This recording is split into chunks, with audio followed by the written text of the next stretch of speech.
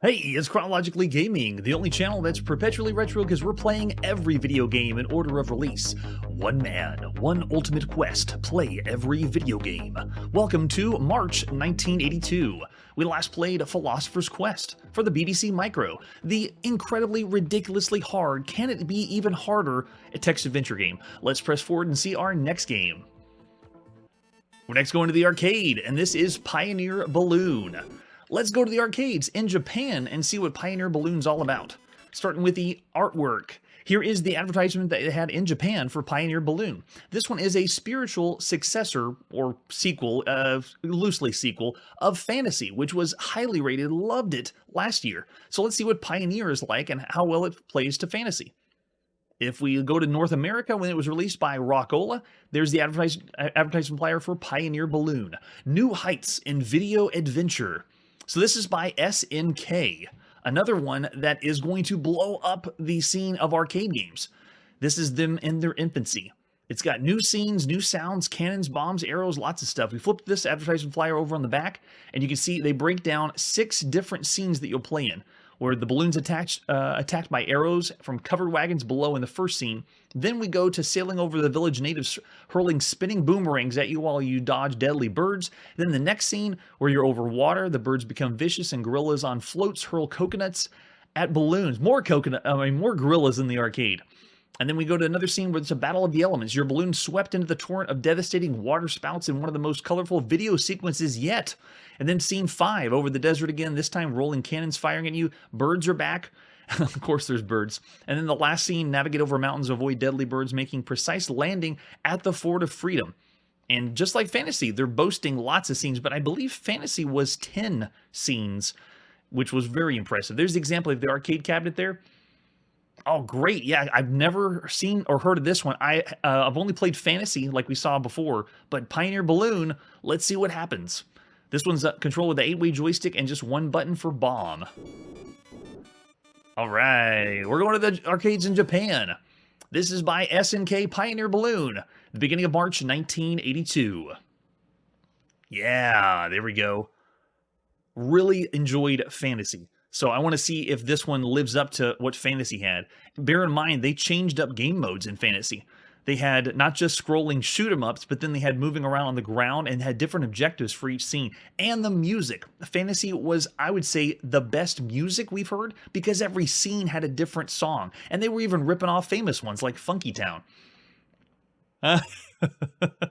Yeah, with all the games we play, I'm sure we'll get lots mixed up. All right, there's a little bit of the attract modes. Looks just like a shooter for the most part. Let's put a coin in and push start. And there we go, right off the bat. They're already playing the music, which I think is going to be repeated ad nauseum. All I have is the one button to bomb using my balloon, so it's just dropping bombs down. Which I'm not sure if you'd call this a side-scrolling shoot-'em-up if you're not shooting forward. You're dropping bombs down. And I believe we're on scene 2 now. Now here's the boomerangs coming from the top. Doesn't look like boomerangs to me. And yeah, they switched up the music. It is frantic.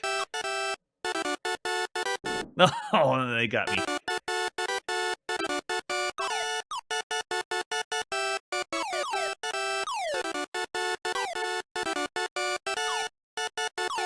Oh man, now it's awesome because of how much stuff's happening on the screen at once and how different scenes give you different enemies. Now I want to see if it takes over where we left off.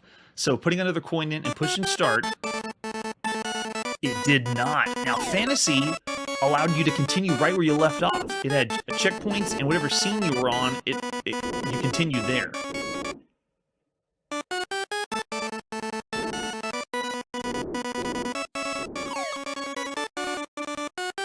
I do want to go far enough and see lots more of the scenes they have.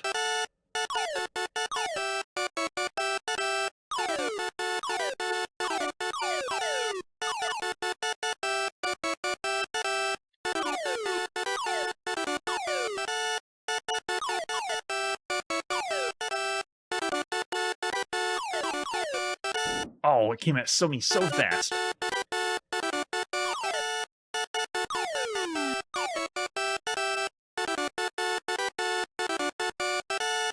Looks like you can only fire 2 bombs or drop 2 bombs at once.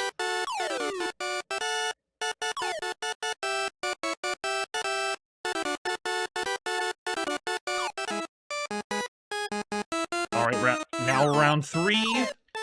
Now we have the gorillas. It's not a good video game in the arcade if there's no gorilla. And if you are watching either live or you're on YouTube, please point out every song that's being played in the background, because I've already heard Clementine or Yellow Rose of Texas, I believe was the last one. I don't pin this one down, though. Oh, wait, here's the next one. My bombs have stopped. It looks like I'm only dodging the tornadoes.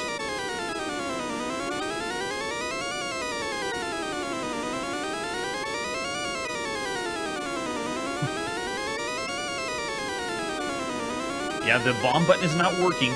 If you look at the top of the screen, the energy bar, I'm pretty sure it's just a time limit, because after bombing everything, it hasn't gone up. Alright, we're on the next one.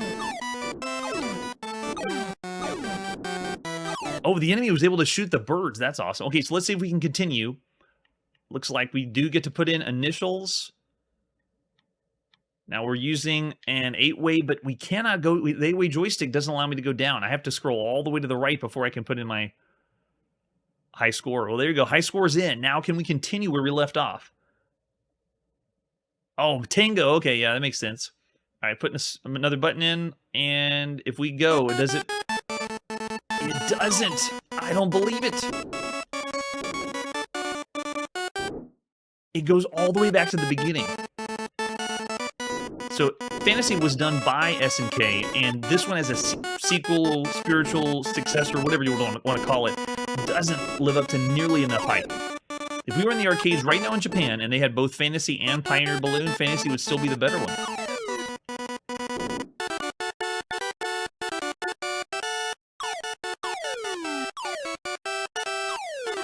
I would like to see the end, though, to do the docking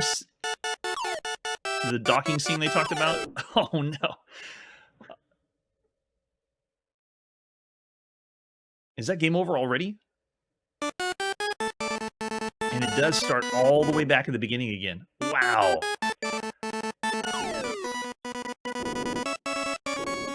Fantasy was one of the first games that allowed you to continue where you left off. I can't think of too many before Fantasy, but we've already seen games in 1982 where you put a coin in and it has checkpoints and allows you to take over right where you left off to see the end. So this one looks like we won't see the end for the live stream. You can get an idea of how the game works, but it doesn't change up the gameplay very much. It only changes up the enemies. But it looks like the last scene allowed a docking or a way for you to land your balloon. But in Fantasy, you would land the balloon, but then you would also continue on foot and do several sequences where you'd move around and shoot with your character or rescue different people.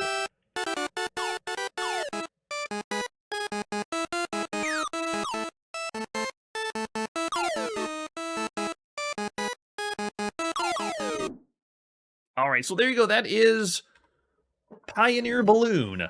I'd say this game is still not nearly pushing as hard as Fantasy. Obviously, we gave Fantasy 5 stars when we saw it before, but I'm still going to say for the different scenes it has and the slightly different variations, the scrolling is very well done. I'm still going to say 3.5 stars, just slightly above average, considering all the other arcade games we've seen to this point. It's not your typical 1982 arcade game. So there you go. That's Pioneer Balloon. Ah, thanks for looking it up, Chiptune. And I wanted to hear more. There was one other scene that we could have seen after the whirlwinds, so there's probably another song there as well. Will I be playing afterwards? Most likely, yes. So there you go. After Pioneer Balloon, let's see where we're going next. We're on the Apple II, and this is Quest for the Scarlet Letter, another interactive fiction game. Let's take a look at Quest for the Scarlet Letter, starting with the artwork. Here's the box. Educational adventure. Wait a second. Teacher approved. What is going on here? This is by Stephen Cabernetti. Way to go, Stephen. Looks like it has a free embroidered emblem inside of the box. So we flip it over in the back, and it looks like we've been duped. We went to the store to buy an interactive fiction game, and we got an educational adventure. which probably isn't full just text adventure. They tricked us. Yeah, Scarlet Letter originally by Nathaniel Hawthorne. So is it just the book? Are you just going to be reading the book in the game? There's our 5 1/4 floppy disk. Quest for the Scarlet Letter. I thought it was an interactive fiction. We have no manual, no other information for this one, so let's pop in and play some Quest for the Scarlet Letter. Released at some point at the beginning of March 1982 by Superior Software. With the high-res graphics. So what do we want to do? We got 2 options, intro, game, and now, oh man, it's educational. We'll just do game and see what the game is like. If it is anything. Beware of the black man. If they have analysis or it's just reading the book Scarlet Letter, we're going to quit this game so fast. All right, so setting, unknown, year unknown. Leave capsule, present heading of picture, location, time capsule is landed. What? Are we going back in time in this game? We're going back to the Scarlet Letter. So we leave the capsule, board the capsule, take it to a new setting, take a picture. What in the world? So if you had the box, I'm guessing there's more feelies inside. Like they explained there's a patch that was inside. I bet they have other things explaining how this game is. We'll just say leave the capsule. We are departing the craft. And objects time capsule, no people sighted. We're in Boston, the year 1642. What happens if we go east? Does that even work? No, it doesn't. Okay, so it's probably go to new settings. So 3, I guess. And then, yeah, we pick the way we want to go. Let's go north. Yeah, very different text adventure game. We are banning this sucker so quick. Didn't know it was educational. Thought it was just going to be an adventure game or a text adventure game using the theme of the Scarlet Letter, but no. So I'd say of all the games we played to this point, it's not broken, but it's pretty bad. I'll do 1.5 stars for Quest for the Scarlet Letter. Yikes. I hope not. It better not be. Well, if it's educational, maybe they leave that part out. It looks like it's for kids. And with that, let's press forward and see our next game. It's time to play the Commodore VIC-20, and this is Raid on Fort Knox. Let's take a look at the box for Raid on Fort Knox, starting with the front of the box. Make your way through the treacherous corridors of Fort Knox, patrolled by deadly panthers. There's panthers in Fort Knox. How much gold can you sneak back to your hideout before the time runs out? Fast action, increasing levels of difficulty, colorful, suspenseful, exciting. Flip it over in the back, and there we go. The mascot for the VIC-20 plugs directly into your VIC-20 computer because the cartridge, it's like a console. It's like playing on the Atari VCS. At least that's what they're trying to advertise. And then we got the cartridge itself. Video games, nobody compares to Atari. I don't even know if it's an official mascot. We just see it a lot on the VIC-20. And we also got the manual. With panthers stalking us, what do we do? This uses keyboard and joystick. Excellent. How do we load into the system? You just plug the cartridge in. It's supposed to be easy. And they also have adjusting screen position here. Using the cursor and keys up and down, or holding them down to move the picture left and right. And I'm very curious because I didn't have a VIC-20 myself. Did you have to do this for a lot of games where you adjust the screen?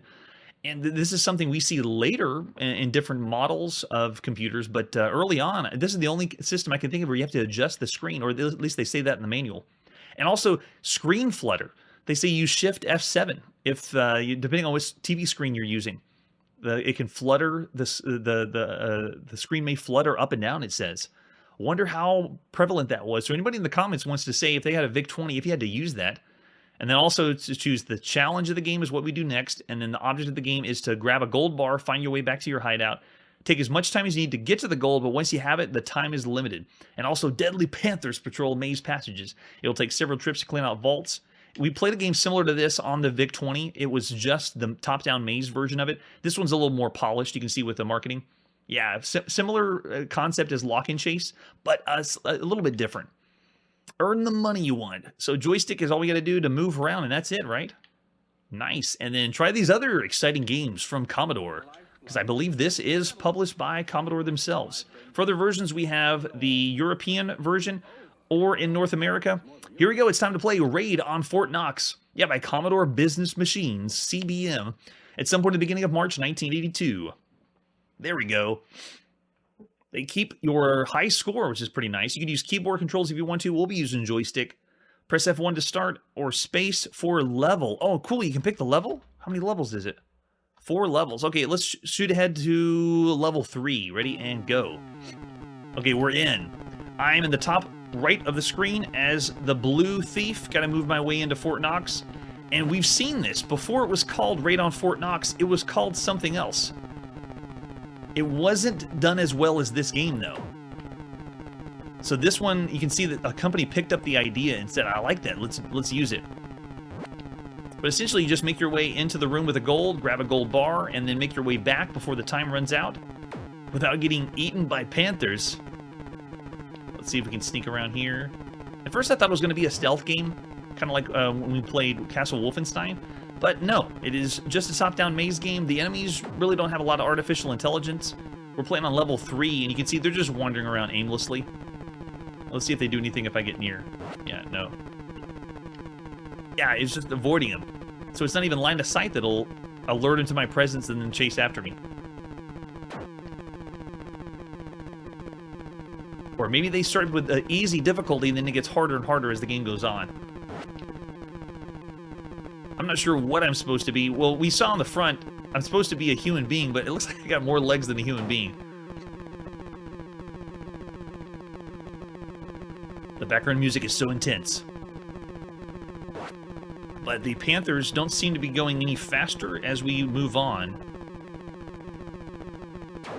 We might wipe this place out. Fort Knox is going to be wiped clean. Yeah, the timer at the bottom is only when you grab a gold bar. You got to get back to the vault before the timer runs out.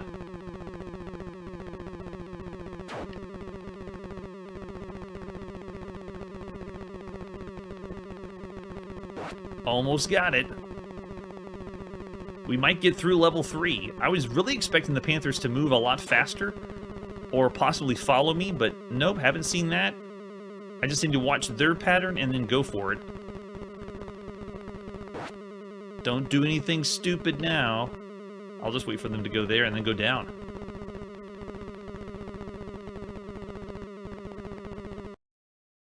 Bonus maze! It looks exactly the same as the other one.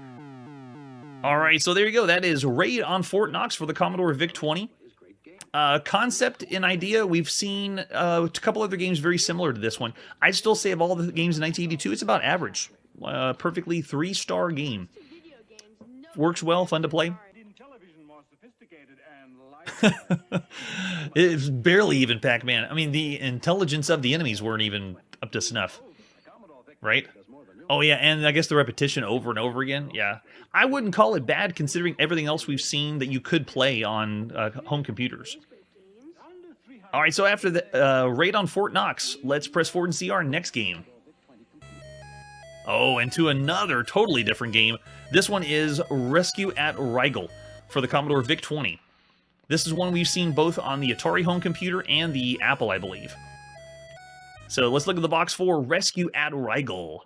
So on the VIC-20, same box covers we saw before. I think we're playing, looks like Buck Rogers on the side left, and we're supposed to rescue people. You've got 60 minutes in real time to free 10 prisoners from a maze-like alien moon base. Where's Captain Kirk rescuing the Green Lady? So this one is another game that's very similar to Dungeon Quest. You have to put in commands. So it's a partially like a strategy tactical game, part role-playing game. At this point, they would have called it just role-playing. Originally, it was out for the TRS-80, and you can see it has graphics, real-time play, different for every time that you play. Complexity is intermediate. It says playing time's 20 to 60 minutes, but I hardly believe that. Because you're having to put in commands, you'd have to really know all the commands to get through the game in 20 minutes. That's ridiculous. Yeah, box art's a little risque for 1982. So you're supposed to rescue 10 prisoners before your power pack is depleted. Can you get back to the rendezvous point in time? Can you escape the dreaded clutches of the unmerciful High-Tola? You're the only hope. Let's take a look at other artwork we have for Rescue at Rigel. This is inside the box, just a quick summary of play. We're playing as Sudden Smith is the name of our character. So it's not a full role-playing game where you design your own character and then you decide what stats you have. It kind of just says, here's your character, this is the stats you have, and then go. Similar to the Dungeon Quest side stories they've done. Our first Star Quest game. Totally different than Dungeon Quest. And we also have the cassette tape will be popping in on our VIC-20, which is bizarre. I thought everything was cartridge on the VIC-20, but no, you can't get everything. Oh yeah, it's all relative. All right, here we go. Let's pop in Rescue at Rigel. This one's by Epix, beginning of March 1982.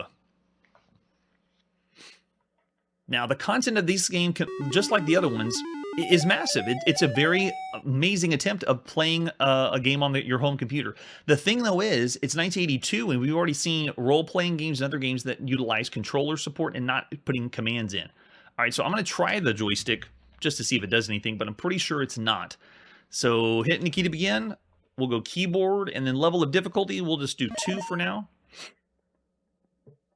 Here's our equipment summary. We got 250 energy, 4 blaster charges, 3 medkit treatments, and every one of these changes every time you play. They adjust a few things. So it's a sprinkle of role-playing elements from the beginning, and then when you're in the game, that's when it really kicks in that you're playing a game similar to Dungeon Quest. And we have to wait. How they're doing this on the VIC-20 is beyond me. This is really impressive. So I'm in the game, joystick does not work. And just like the other ones, though, you want to turn left in the game, you push L on the keyboard. It tells you your command in the bottom left. So it says I put L in again, and I turn left, and that's how you turn your character around. Then to move forward, if you want to move forward 8 steps, you have to push the number 8. So it shows the number 8, and then how many steps to move forward. And that's how you play this game.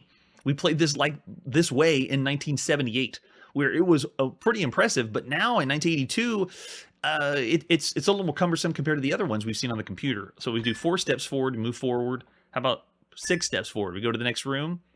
We get out of the vestibule. This one, they put all your information on the top of the screen rather on the right. Looks like we got a Thornet in here. So we hit F to fire. This shoots our laser. We zap. Looks like we missed the Thornet, and then hit it again. Fire. Missed it again. Quick, fire.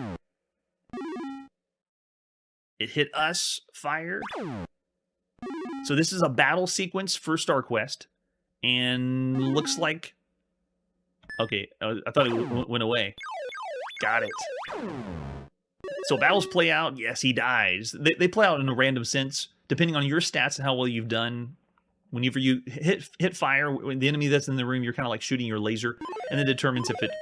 Oh, we have a common Tola that showed up. Quick, fire! How much energy do we got? 202. We're doing all right. All right, fire it out. Missed it. Oh, got him. He dies. Nice. Let's move to the next room. So we push 8 to move 8 steps forward.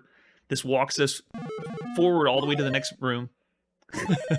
That's what killed this game when we saw this on the Atari and also on the Apple. So originally on the TRS-80, it was impressive for the time. Oh yeah, he dies. So you have to turn around. I think it's U to turn around, right? Or V, sorry, V. So you have to remember the commands. You have to refer to the manual if you need to, and then we'll do 3 steps to go forward out of the room. It's kind of like when we played Crush, Crumble, and Chomp. The idea of the game was great, but when you realize you had to put in commands, it kind of soured the experience. Especially when you play on the Atari. You plug in your VCS joystick and you don't get that. All right, so let's fire again. Quick, he's coming. Got him. All right, shields are looking good. Let's do 6 steps forward. 3 steps forward. Oh, no, another one showed up. Fire. Can't believe we missed. And we'll turn to the left. And 6 steps forward, move to the top of the screen. 5 steps forward, moving up north, now to the next room. The Anteroom. Every time you play this game, it is building a different scenario, very similar to a roguelike. That would be the replayability. So you get different levels of energy, shield, and well, not shield. I think shield's always the same. And then whenever you play, you have to determine what resources you have started with, and then exploring the room or like a dungeon. But it's more of a sci-fi setting.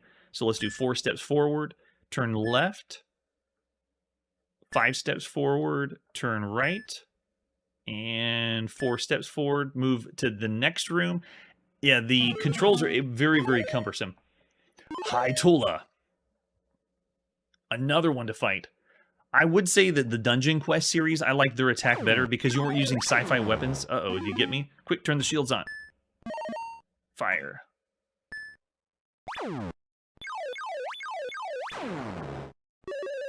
He dies. There you go. So in 1982, this one was still desirable, but bear in mind, we played on other home computers. The same company, Epix, make role-playing games in the very similar format, but they have joystick control. So I'd say Rescue at Rigel, it's still impressive that they got this on the Commodore VIC-20, and if you had a VIC-20 in 82, it would be excellent. But I'm still going to say, just like the other ones, this is a 3-star game. I'd say perfectly average for 1982. Oh, subpar. Yeah, you go even less. I find it very impressive for the Commodore VIC-20 that all this is in there. All right, so there you go. That's Rescue at Rigel on the VIC-20. Let's press forward and see our next game. We're going to the IBM now, and this is Rocket Lander. Gotta be a Moonlander variant, right? No artwork except a few screenshots for this one, so let's pop in and play Rocket Lander. It is by IBM. International Business Machines, beginning of March 1982. Welcome to the program. Lunar Lander requires 40-character resolution color graphic screen. All right, I don't know. Are we ready for this? We shelled out the money. Press any key for instructions. The object is to successfully land the spacecraft on the landing pad. This is done by changing the rocket thrust and direction using the 4 position keys. So this is the arrow keys that you have on your IBM PC. And it is a Lunar Lander variant. You got gravity, and Advanced Lander starts above 100 points. Press any key to start the game. Okay, we're going. Oh, there you go. They got the Blue Danube Waltz playing in the background. Very reminiscent of 2001: A Space Odyssey. And they didn't have to do that. The IBM is a system, this computer, we haven't seen a lot of music for, so I'm actually impressed.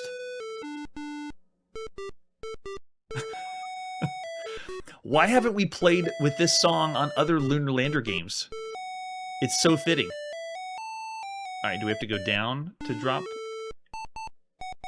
Oh, how bizarre. So the arrow keys... Oh gosh, this isn't going to work, right?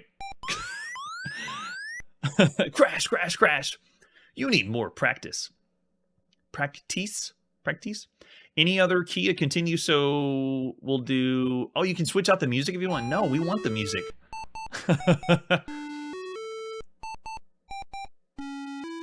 Alright, so let's go moving our way down. You can see over on the left our fall, thrust.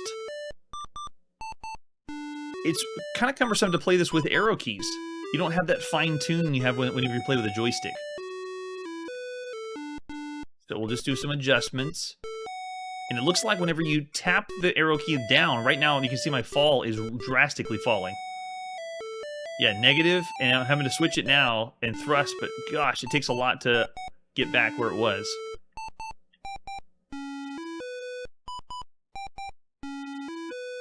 Oh man, yeah, it is.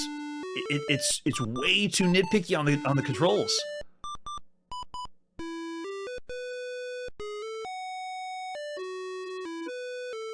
The left and right works fairly well, but as far as using the thrust, look at this fall. Oh my gosh, no. Oh, that's great. Okay, I enjoyed dying in a spectacular fashion. That was crash and burn. All right, so the music was a really nice touch. I will give it that. That'll be the only positive. Everything else, though, for the game, it's borderline broken because not many games on the IBM at this point had a joystick support, but for using the arrow keys, and then when you push the arrow key, I wasn't even holding it down. I just pushed for the thrust, and it just kept the thrust going up after one tap of the arrow key. And then to stop and start falling, I did one tap, and it just continued to drop. So I'm going to say broken. 1 star for Rocket Lander, which is a shame. I mean, I was expecting something much better on the IBM. Yikes. All right, let's go see our next game. Also for the IBM, MS-DOS, this is Rubik's Cube. Another one we don't have a box for. Let's just go right into it and play some Rubik's Cube. This one's by International PC Owners. One of the first ever publishers on the IBM. Here we go. Brought to you by the members of IPCO, International PC Owners. Rubik's Cube Simulator, PC Magazine, published in March 1982. So enter a color for each face. You get to build your Rubik's Cube. Okay, so we'll do 1, or blue, I guess, for the upper, and then left is teal, and then 7. Man, you had to have that color screen then. What if you didn't have the color screen? This would not work. This is using all the colors of the IBM at the time. So there we go. Spacebar to start over, or anything else, press the G key. So each twist is called by the first letter of the face you wish to twist. U for upper face, L for left face, F for front, R for right, B for back, D for downward, and then to change display, enter the word big or labels or colors. Okay, so if you don't have a color screen, you can push a hotkey and then it switches that out for you. And then you can also do help. Oh my gosh. Now, we've seen another Rubik's Cube game, but this one has the whole thing opened up as if it was an unfolded 3D object. And you can see it's right, back, up, down, left, and down. But oh gosh, so if we do what, down? Twist the down face? Oh my goodness. That is so complicated. This makes Rubik's Cube playing even more complicated. No way. We've already seen a Rubik's Cube game on the Atari 800. That was, I think, Magic Cube. That one had an actual cube, and it actually did the rotating on the screen for you. It animated it.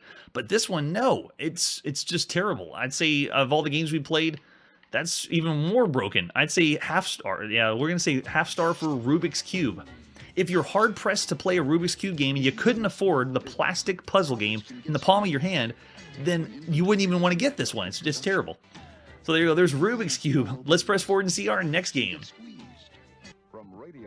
We're now on the TRS-80, and this is Savage Island Part 2. Adventure number 11 by Scott Adams. Let's take a look at the box for Savage Island Part 2. This is one we've already seen, I believe, on another home computer, and what's strange is the TRS-80 had a later release. We played, I believe, the Apple and the Atari version. And so the original Scott Adams games were first on the TRS-80, and then this one, for some reason, was released later. Just like all the other ones, this has a lot of information on the back of the box. After struggling through Part 1, you have consolation of knowing it's half over. This concludes this 2-part adventure. It requires you to have completed number 10 and receive the password to start 11. And we're ready now. Any other artwork we have for Savage Island Part 2? That's all there. Let's pop into play Savage Island Part 2, which we had the password before, but I didn't know you were supposed to type the command say for it to work. But now we're ready. I heard that 0-star ratings mean that it's not going to get any flack or not be uploaded to the database, so that's why I did a half star. But yeah, I'm with you. I could do a 0-star rating. All right, let's go. My name is Chrono. 15 seconds. We don't have time for that. We want to play Savage Island 2 right now. The only game in the Scott Adams series that allowed you to have a 2-part adventure. Everything else was its own self-contained adventure. So there you go. Don't copy that floppy.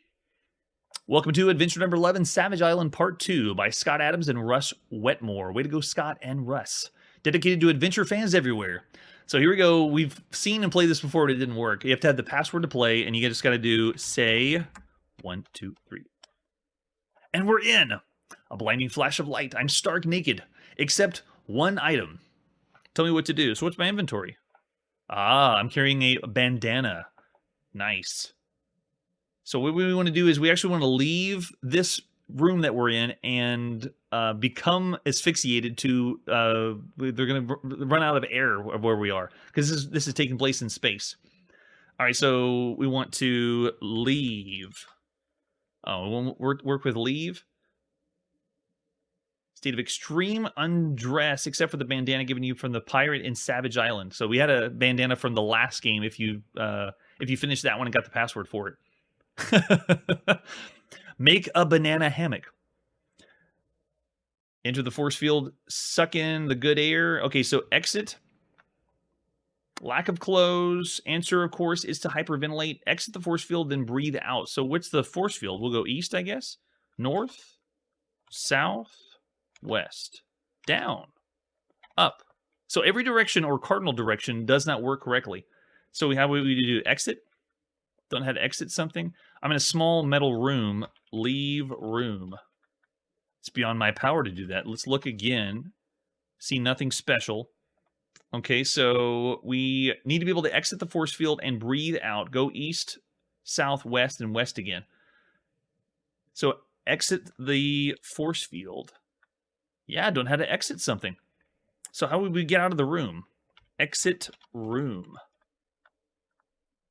Open door. Oh gosh, it's already... Now, bear in mind, this is not one of the brutally hard adventure games of the time. It is difficult. Savage Island is meant to be very, very hard. After Philosopher's Quest, though, this one, it makes this one look easy, but of course, we're not even getting far after that. Leave. Huh? Doesn't even understand leave? Go east, west, west again. So it's after we get out of the force field. Outside the force field, we need to go... How do we leave? Look room. Okay, I see it is glowing. Look glowing. Look force? No, doesn't understand force field. Shut off field. It doesn't know what off is. I believe this is only 2-word text parser. So 3 words just won't cut it. So strange room, wear bandana. And then now, look room. Leave. Exit room. Doesn't know how to exit something. Turn off. What about off? How many games that were made as adventure games that didn't understand commands you were trying to type in bewilders me, because whenever I used to play these games, I wanted to make my own adventure game where everything was possible. You could type in anything and the computer would understand all of it, or at least majority of the words. Like, I'm talking thousands of words is what my goal was a long time ago. Go field. Vacuum. Oh, so we're in the vacuum of space. Can we breathe? I can't do that yet. I can't breathe yet. Uh-oh, I'm dead. The adventure is over. Want to try this adventure again? Oh my gosh, that was so fast. Okay, well, maybe this is up there with the hardest games, because Savage Island Part 1 was already difficult enough. And it just repeats the game over from the beginning. Wow, so incredible. Well, there you go. We got a little farther, but still, Savage Island Part 2 is brutally difficult.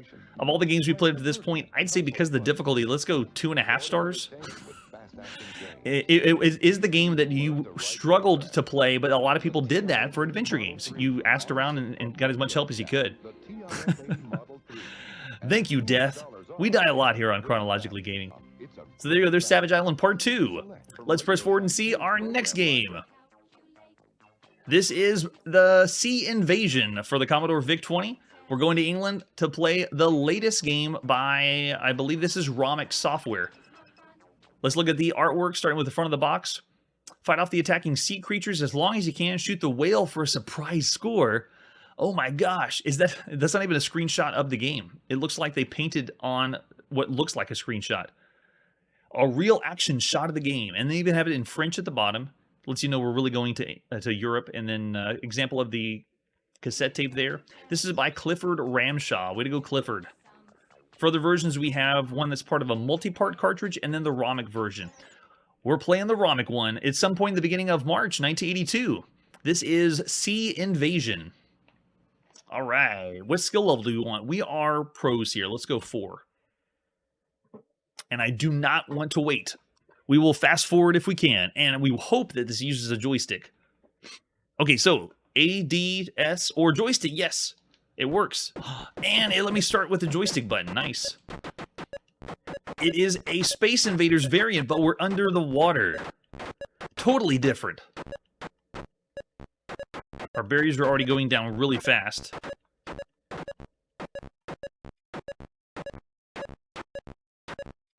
And shots fired pretty quick, but yeah, it's Space Invaders, just underwater. Oh, there's the whale for the bonus score.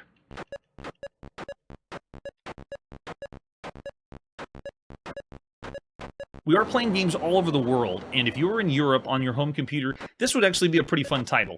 If you think of all the other computers you could have in Europe at the time, the BBC is the newest, hottest one, and I don't even know if there's a shooter like this made for it yet. I know there will at some point, but I mean, just bear in mind, this would be a really good app to play if you had a VIC-20 in Europe right now. So there you go, and repeat ad nauseum for Sea Invasion. Now, I'd say it's pretty typical, actually, for all the games we've seen up to this point, but I'll do subpar, 2.5 stars. For Sea Invasion, if it was the only one in Europe, and we're only doing Europe, it would be higher, but we're playing every single video game, and for home computer games, it's just below average. Fastest whale known to man. All right, let's press forward and see our next game. The next game isn't a game at all. It's the latest issue of Softline magazine. The magazine made for the Apple II. Let's take a look at Softline in March 1982. Only $2 for the magazine at the time. It's no fantasy. Everyone wins with Wizardry. Did they just get someone to dress up in armor for the front cover? But I'm with them. Wizardry is so hot right now. Wizardry and Ultima are where it's at. Next, we'll breeze by an ad by Penguin Software about the different graphic systems that are out there for the Apple II. This magazine's strictly Apple II. What's the latest, greatest Apple II games? And we're also going to breeze by the table of contents because we're going to hit on pretty much everything that the magazine has for Softline. What's happening in March? The next area is the editor has a brief stint of what they talk about, and then they have also people writing into the magazine. And a few of these are okay, but a lot of them is just troubleshooting. You know, how do you do this on your Apple II? I did come across this one, which I thought was kind of funny. If we scroll down past the ad by Funtastic, which I think we played most of the games, Snack Attack, Thief, County Fair. I don't think we've seen Casino, but it's a casino game. And then another giant ad for Time Zone, which we've seen that one, with the price tag of $100 by Online Systems. So keep scrolling through the people writing out, and then over here on the right side, above my shoulder here, is a paddle adapter where you can play 4 paddles on your Apple, which is kind of nice. But over here on the far left, it's kind of interesting. Somebody was complaining about the high scores because they do high scores at the end of Softline. I'd like to compare the high scores of your high score table. Someone said that they posted Alien Rain for a score of $17,735,500. And it was done by Alan Lee. So this person says, how can that be that they got that score? I average about 1,000 points every time they clear out enemy ships. So his average is about 7,020 points every 650. So this means that Mr. Lee must have cleared 17,735 times to do his record, which took him 148 hours to do so. So that's over 6 days. So this guy sees the score and realizes, wait, it can't be that, right? That's not correct. There's no way he could have gotten this score. So he complains or writes into Softline and explains there's no way he could have done the score, which I think is hilarious. So the answer, they said, was, he goes even longer, I think, right? Yes, so he goes even longer breaking down the score, and he's like, I'd like a response of how they did this score because he considers it impossible.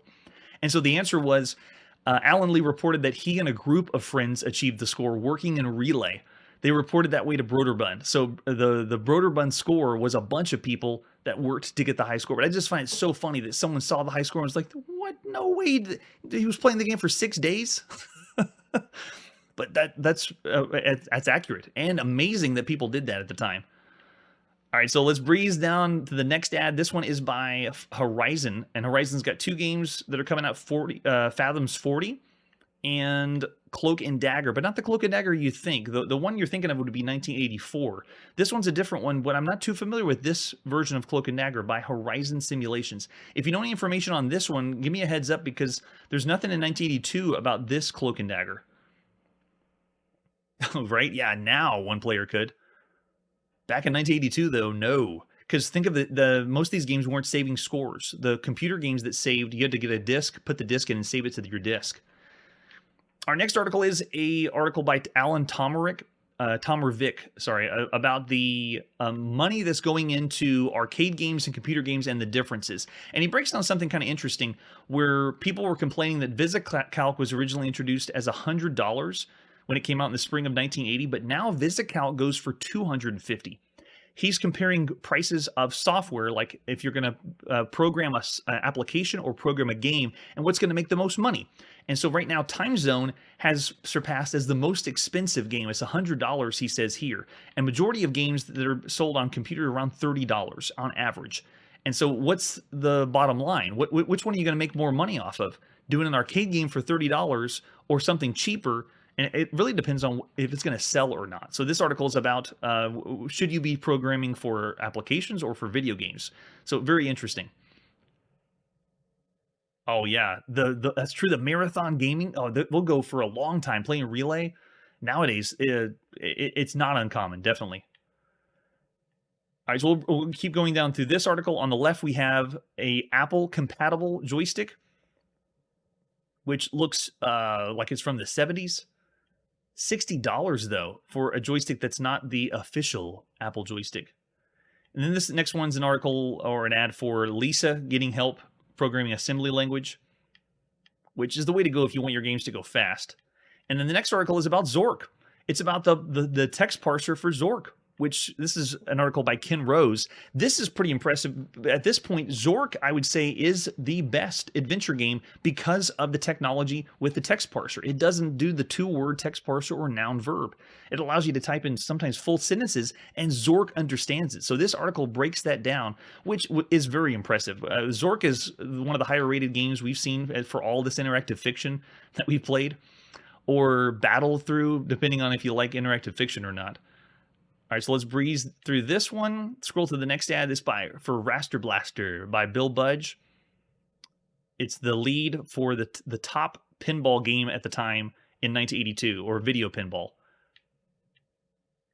And we also have some type-in games we can play. And then we go to Game Line. They talk about the games that are coming out or have already been out. Ricochet is the first one they talk about. This one is one that I said was terrible, but they're raving. Well, not raving. They're just saying it's all right for a puzzle game or a strategy game. I thought it was terribly implemented, considering the other games we've seen up to this point. And then the other one's called Rooski Duck that we haven't seen yet, but we will. It's going to be coming out soon on the show. And then we have Space Invaders, which this is a review for something older on the Apple II. Or maybe this is a newer one that came out that I'm not aware of. They say it's too demanding for players age 6 and under.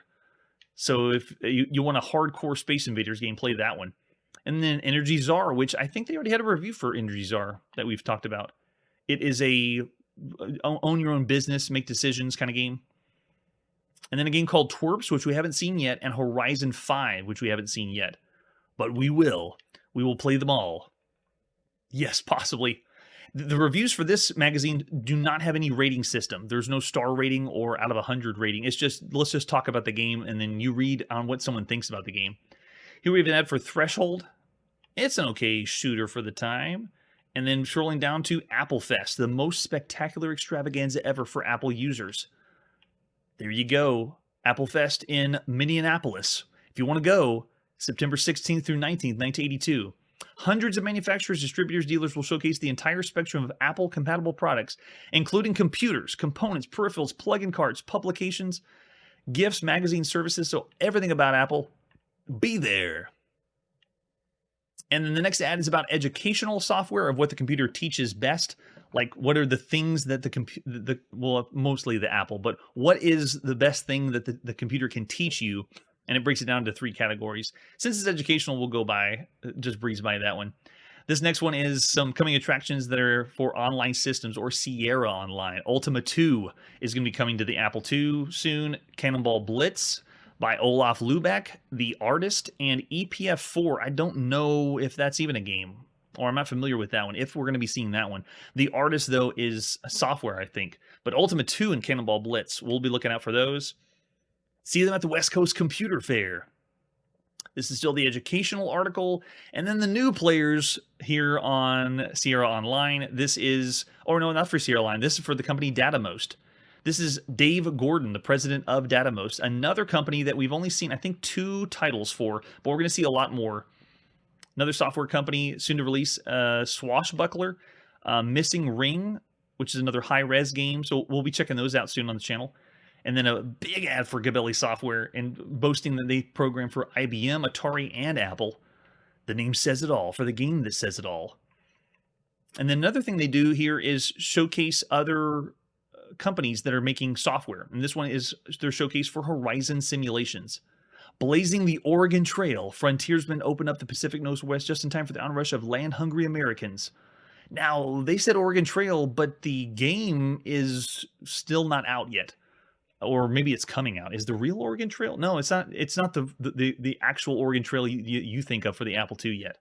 The one we saw was just Oregon, which was on an educational compilation disc back in 1980, I believe. All right, so here we go. This is the race for all the computers that are out there and which ones are doing best. Which computers are on top and which ones are falling behind. This one is saying the Expediter 2, which I'm not familiar with the Expediter 2. AppleSoft compilers, so it's something that you use for your Apple computer. Yeah, I know all the artwork, or not the artwork, all the pictures we see really shows and dates the clothes that everyone's wearing. All right, next is casting a spell with me, plumbing the depths of Wizardry and the Wizardry phenomenon. What makes Wizardry great? And this article is breaking down different people that have played Wizardry and why they enjoy playing Wizardry. Would you say Wizardry is better than Ultima? I wouldn't. But a lot of people out there would claim Wizardry was the better one. And they even have examples of characters they created over here on the far left. A dwarf samurai from Avon, Connecticut. And then who created him, what his name is. And then another one here, we got Hawkmind, an elfin ninja. Oh, thanks so much for the heads up. Expediter 2. So it compiled basic to machine language. Awesome. Were you primarily Apple? Or in high school, or was it, or was it Coco in high school? And then we have Sarah, the human priest from Brookline, Massachusetts, making them look epic as possible. We'll keep scrolling down to the next section. This is a few different things you could buy through Sunrise Software. It gives you a snapshot of what was available to purchase in 1982, and then we have another one by CPU Software. Human Fly, I don't think we've seen that one yet. Oil Rig, yes. And yeah, the few other ones that are coming out, Taurus, and Hurricane. Now, when we scroll through these magazines, doing research for the show, I haven't read every single magazine before we begin the live stream. And so as I go through the magazine, I'm seeing games that that don't look familiar, or they don't strike me as something I've seen yet. And so I'm hoping that we'll be able to capture as much as possible. But like prefaced on the channel, every single computer game is a really daunting task. And I know we're going to be leaving out some computer games, or some that will be found here, but you're not able to find them if no one's put out copies for it.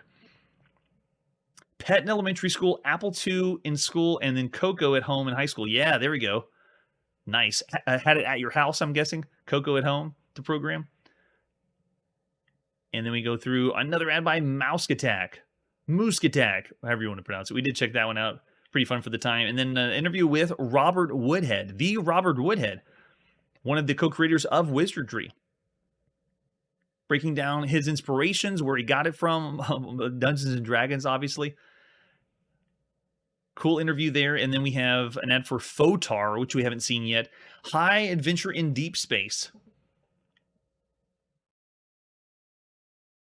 And as we scroll down, we now go through some big sections. This one's for the latest by Infocom, Deadline, which I don't think we've seen this yet. The only one by Infocom we've seen is Zork so far. But Deadline and then so many others of Infocom are going to be coming out soon. And then, yes, Ultima 2. Like a preview of Ultima 2. How did they get this? Because Ultima is available. Ultima 2 should be... Well, maybe they were able to get Richard Garriott to send him stuff. Or Lord British to send him things. Ultima 2 is going to be big in 1982. And then we have an ad for Crossfire. It's a Targ variant that you could play. It's all right for the time. It's by Online Systems. It's got to be good. And then I find this fascinating. The adventure series, the high-res adventure series of Online Systems, this is the ad they have for adventures 1 through 4. But if you play Time Zone, which is the newest one now, that's $100, they call it high-res adventure 5, but it's really fine print. They more hit on that the game's just Time Zone, not high-res adventure. But it's not shown here, so it's not considered, I guess, part of the high-res adventure series, even though it is high-res adventure 5. The next article is a really long one by Ken Williams about graphics. This is a series he's been doing on the Softline magazines using colors in this example on the Apple II. Very helpful for developers out there. And then we have another ad for CalSoft software with all the things that were available at the time. Some of the ones that strike me is like Dark Forest, $29.95. What do they say for...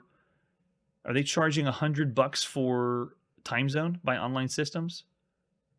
High-res Adventure 5. They are $100. They look like, oh, wait, they're saying it's less. They're charging it for $85, but still, gosh, that's so expensive. For a graphic adventure game, that's crazy. And then we continue with more from GameLine. This is going to break down Galactic Chase, which we've seen that one. Excellent game based on Galaxian. And then we got an ad for Ceiling Zero. Don't believe we've seen Ceiling Zero.